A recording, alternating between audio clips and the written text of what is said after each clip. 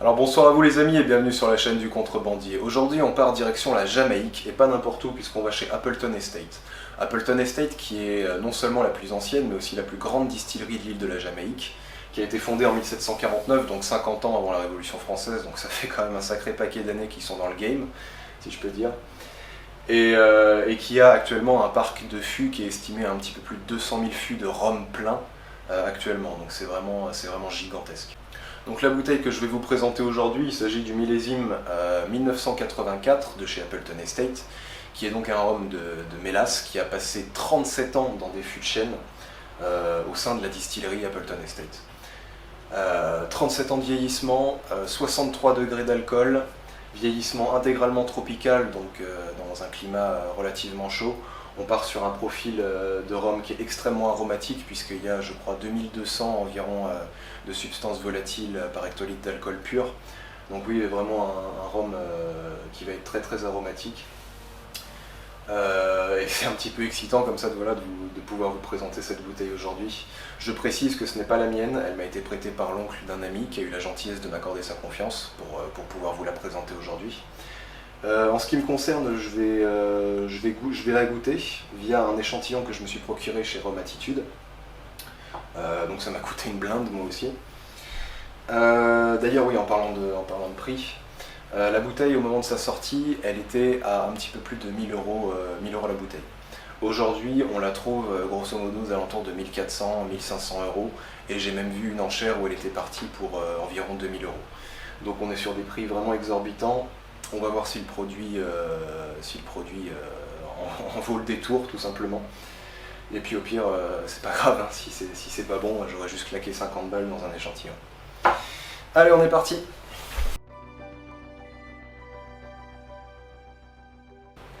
Donc déjà, rien qu'en termes de couleur, on est sur quelque chose qui est extrêmement sombre. Bon, ça se voit peut-être pas forcément là parce qu'il fait noir, mais moi qui ai l'habitude de faire des dégustations dans ce genre de conditions, tout de suite on est sur quelque chose d'extrêmement foncé, vraiment. Tu sens que le bois il a vraiment travaillé ce rhum au corps, vraiment c'est sombre, c'est noir, c'est impressionnant. Moi tout de suite ce qui me frappe avec ce nez c'est vraiment l'impression de vieillesse. On sent que c'est un rhum qui date pas d'hier, hein. Ça on le sait, 37 ans de vieillissement, on s'attend un petit peu à ce genre de nez, voilà.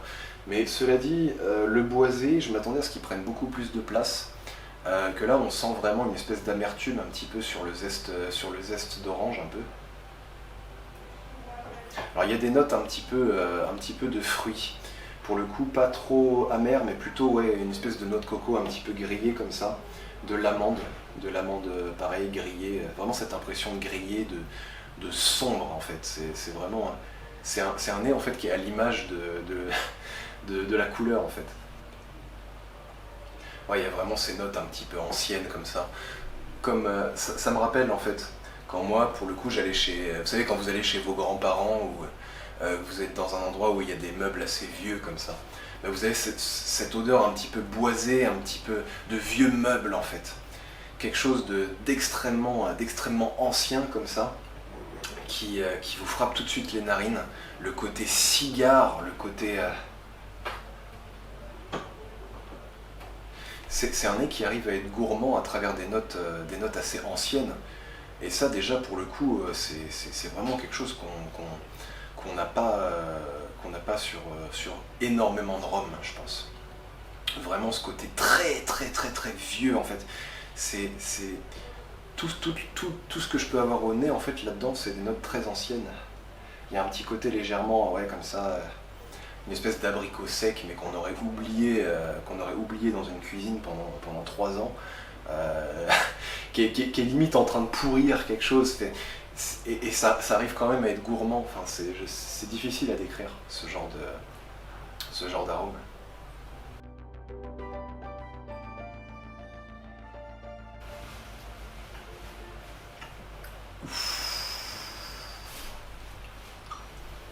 Waouh. Ah ouais. On a une morsure d'un boisé mais extrêmement amer comme ça qui nous prend la bouche, vraiment qui nous lâche pas. Pouah, vache. Ah ouais. Ah là, si t'avais un doute concernant son âge, là, la bouche te le confirme. C'est... putain. Ah, puis pour le coup, les 60 degrés, on les sent quand même un petit peu. Vraiment, cette morsure d'un boisé extrêmement amer. Le zeste d'orange, pour le coup, il arrive juste après. Mais vraiment, cette morsure de bois qui arrive comme ça, qui est comme une tarte dans la gueule, en fait. Tu te fais soulever littéralement par le rhum. Pour le coup, malgré son amertume qui est énorme, bah, il arrive quand même à être accompagné d'autres arômes. Donc je le disais, le zeste d'orange que j'avais au nez, là on le retrouve clairement dans la bouche. Il y a un côté fève de cacao que j'avais pas du tout au nez qui s'est promené à un moment.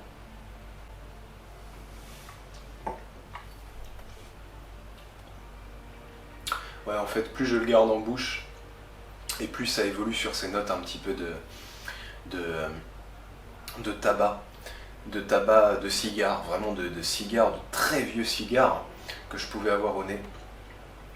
Et un côté cuir, en fait comme si vous mordiez en fait dans un morceau de cuir comme ça à pleines dents. Il y a vraiment ces notes très très anciennes qu'on avait au nez.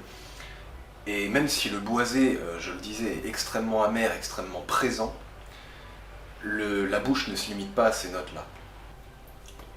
Puis ça évolue petit à petit sur des notes, alors oui, il y a peut-être un petit côté légèrement réglisse, toujours vraiment des arômes très très noirs comme ça, très très vieux, très...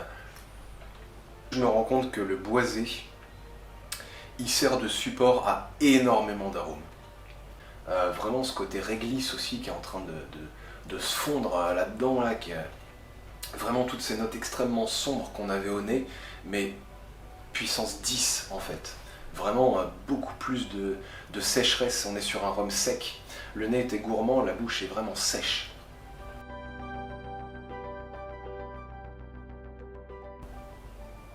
Donc la finale pour ce rhum de 37 ans d'âge élevé intégralement sous les tropiques, je ne vais pas vous surprendre en vous disant qu'elle est quasiment interminable. On reste vraiment avec les marqueurs de la fin de bouche.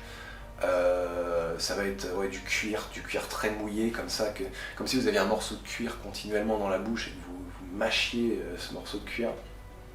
Un côté feuille de tabac aussi, très présent. Et toujours ce boisé qui nous accompagne du début à la fin de la dégustation, qui est là et qui nous rappelle vraiment l'âge du fût. En fait, c'est comme si ce rhum il nous prenait de haut quelque part. C'est vraiment incroyable comme impression. C'est comme si vraiment il me regardait dans les yeux à moi et il me disait « Mais mec, toi t'as 26 ans, moi j'en ai 37. » Enfin, si t'aimes pas ça, t'es pas un homme, quoi. T'as vraiment ce sentiment comme ça d'être pris de haut par le rhum presque. C'est incroyable, quoi.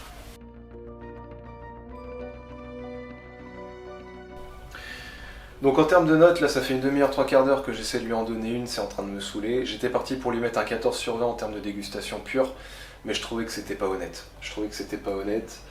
Je pense que dans une dégustation, la note du cœur, elle doit entrer en compte. Et en ce qui me concerne, je pense que je vais lui mettre un 16 sur 20. Un 16 sur 20, pourquoi ? C'est pas le meilleur rhum du monde, certes, mais c'est un rhum qui m'a fait ressentir des choses. Beaucoup de choses, vraiment beaucoup de choses. C'est pas tant le goût en fait qui m'a plu que vraiment le caractère général qui s'est dégagé de cette dégustation. Je saurais pas vous l'expliquer autrement, simplement c'est quelque chose qui va pas plaire à tout le monde, ça c'est sûr et certain, mais qui est vraiment un aboutissement, on va dire, d'un vieillissement tropical. Le laisser quelques années de plus, je pense qu'il aurait été imbuvable, mais là on est vraiment sur la limite, je pense, de ce qu'un rhum peut encaisser en termes de vieillissement sans pour autant perdre son âme. Tu sais que tu vas être sur quelque chose de fort qui va être costaud, voilà. Tu sais que tu vas prendre tarif, quoi. Tu vas en prendre plein la gueule, du bois, des notes vraiment anciennes, mais quelque part c'est ce caractère vraiment extrêmement présent, extrêmement fort qui moi vraiment m'a plu dans cette dégustation. Et voilà les amis, c'était Le Contrebandier, j'espère que cette vidéo vous a plu.